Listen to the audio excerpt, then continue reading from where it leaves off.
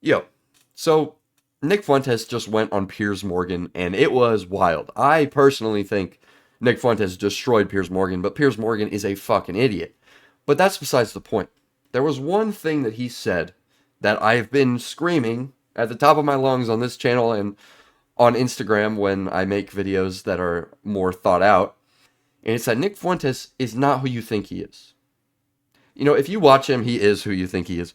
But if you see the clips, Nick Fuentes looks honestly pretty progressive in a lot of ways.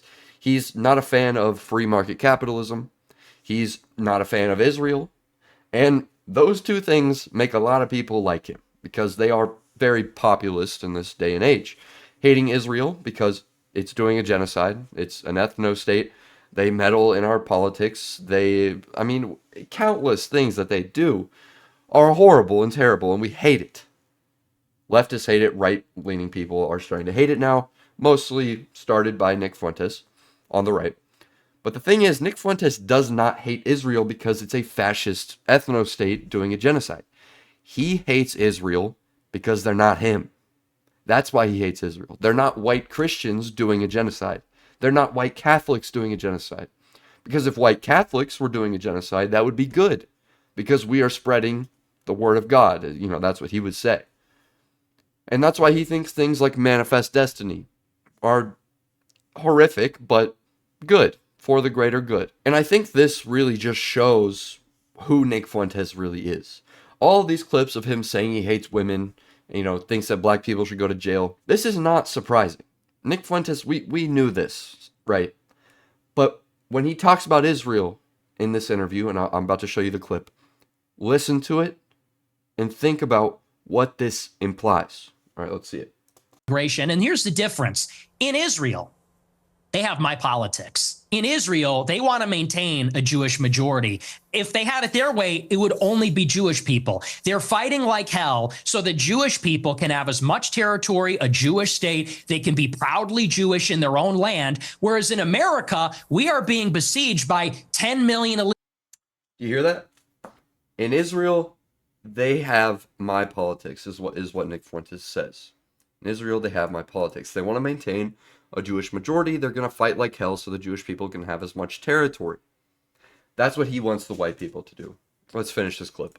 Legal immigrants in 4 years, and then whites and Christians are going to be the minority. And that's true in Canada, Australia, all the countries in Europe. So you could say there's 2 billion people, but what's the proportionality?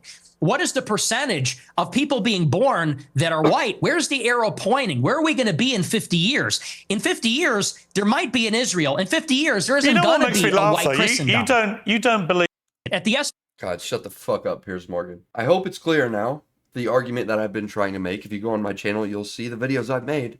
Nick Fuentes wants America first. He wants Israel. He wants American conquering of the world. Because that's good. And he wants that under a Catholic Christian regime. And he believes that that is good. It's not a problem.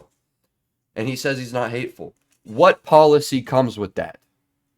If you agree that Israel has your politics and would agree that Israel does bad things, look at the policy that Israel enacts to do what they want to do.